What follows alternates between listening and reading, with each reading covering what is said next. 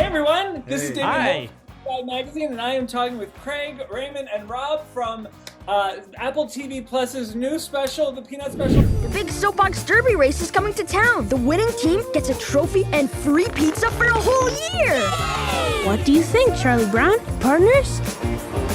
Partners. The origin story of Franklin, it is so sweet. It is, I love this. I feel like this is the first time we've really gotten like a fully fleshed out backstory that took us out and away from the neighborhood that we normally know. Yeah. And I love that. Awesome. And more, it's so much more insightful dialogue than like we really get into the heart of who Franklin is. So let's first talk about that. Craig, let's talk about the legacy, like the creation of it. Oh, obviously it started from the comic strip in 1968. When Harriet Glickman had contacted my dad about putting a black comic strip character in the comic strip, which hadn't been done before.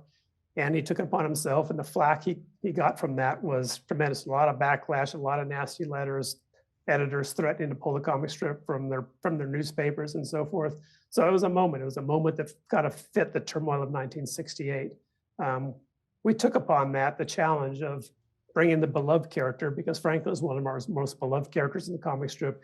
He kind of comes without any kind of background drama, so to say. It's not like Lucy where he's mean to anybody. He doesn't have any really quirks. He's kind of a normal character. And I think that was because my dad had a lot of concern about how he was going to present this character. For him, it had been quite the dilemma to not only take the risk of doing that, but how am I going to present this to the world and not offend the Black community or any community at that point by taking that risk. And we felt the same thing in writing this story. So when we sat down to try to craft it, we realized we needed a Black writer on board. And the natural source was obviously Rob Armstrong, because he had the name and the talent, and he'd been writing comic strips. So, we worked with a comic strip artist before, a natural fit.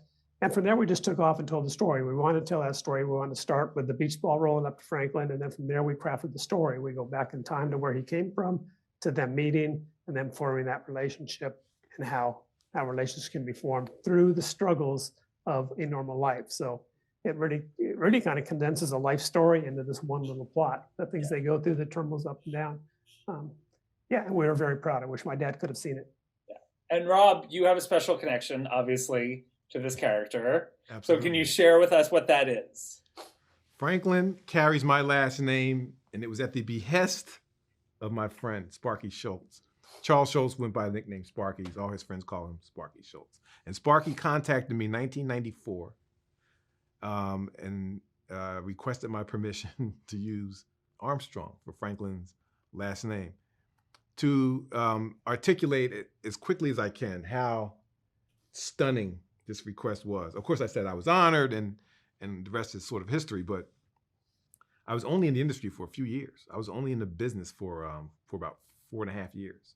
My deal that I signed to do Jumpstart occurred in 1989 at United Feature Syndicate. Happened to be the same syndicate as Peanuts. I was ecstatic. We had the same editor, a woman named Sarah Gillespie, who discovered me. And I remember sitting across from Sarah, my contract still wet with ink. He signed it. And I said, Sarah, one other thing. Can you introduce me to Charles Schultz, please? She said, what? I said, I'd like to meet Charles Schultz. This is my idol. She goes, yeah, a lot of people say that, yeah. Well, what do you think? She goes, I think I'm not going to do it. Like, I'm not here for that. Literally, I'm not here for that. I was crushed. I'm thinking, what else are you here for? So she said, I'll tell you what. Apparently looking at me was pathetic. She said, I'll tell you what. I'm going to give you his address. Why don't you send him one of your cartoons? And I sent him a strip called Hang On Snoopy. I'm not going to, well, quickly, I'll tell you. Hang On Snoopy, my main character, Marcy, is in the kitchen washing dishes singing, Hang On Snoopy, Snoopy, hang on. And her husband walks in and says, that song is saying Hang On Sloopy, not Snoopy. She goes, no, it's not. It's saying Hang On Snoopy. I've been singing it for years. He goes, yeah, you've been singing it wrong. Trust me, look it up. It's Hang On Sloopy, okay? And he walks out of the kitchen and she goes, can you believe this guy? Let me think about it. That's amazing. All these years I've been saying that. And then she takes a beat and she continues singing Hang On Snoopy. I sent that cartoon, that comic strip to Charles Schultz. And about a year and a half later, I got to meet him. No thanks to my editor. She never caved. But some other guy in his orbit did. A collector named Mark Cohen. And Mark said, hey, I heard you like, Peanuts. And I was like, yes. And when I walked in, and Sparky showed, he had to go into his, you walked up a few stairs, like boom, boom, boom. And the door was open. And he stuck his head out and said, there you are. You're Rob Armstrong. Okay, so this would be like, I don't know what this is like. I guess if you're an actor and Marlon Brando pops out and goes, let me talk to you about acting. Come on in. I know who you are. Hey, here you are. You future actor, you. So I went in, and on his wall, right above his desk in a frame, was the Hang On Snoopy cartoon. I was dumbstruck. Yeah. And I said something dumb to prove I said, I see what you did there. He goes, what? I said, that's very nice. You knew I was coming. I see that. He ran out. And none of this stuff should have come out of my mouth. He said, no, I'm a fan of Jumpstart. And just for clarity, Damien, I didn't have any fans. I was in the business for 4 years. I mean, not even 4 years. I was in business for a year. One night, even a year. I had 0 fans. And my own family were at, what are you doing again? What's happening with you? Like, I had 0 fans. And he said, your strip is like Peanuts. It's got great characters. And that's the whole thing. Fast forward, 4 years later, I want to rename one of my characters after you. Now, I still don't deserve this. I'm still fanless. I mean, at that point, I might have had 100 fans. After 4 years in the business, I was thrilled, by the way. Right. He said, I want to rename this character after you. I said, no, but Franklin? He goes, yeah, of course. Franklin Armstrong, got a nice ring to it. I said, listen, Sparky, you don't have to do that. I mean, I'm honored, but you don't have to. He goes, I need your blessing. I know what I want to do. So I said, you got it. I'm touched. Damien, I never told anyone that story. It took 12 years because I simply felt unworthy of it, like in a Wayne's World kind of way. I just felt like, what is that? I didn't think that running around talking about it was appropriate. I just didn't say anything. But 12 years went by, and I gave a speech at the museum, and I told this story. And Jeannie Schultz, his widow, was there. And he passed in the year 2000. This had to be 2007 or something. And she said, how come you never told me that? I said, honestly, Jeannie, I don't know that anybody wants to hear me say that. She goes, oh my God, that's huge news. Yeah. And she got on the phone, made some call. I was on NPR after that and different things. Fast forward to this time today, sitting here next to Raymond Percy, being glared at by Craig Schultz.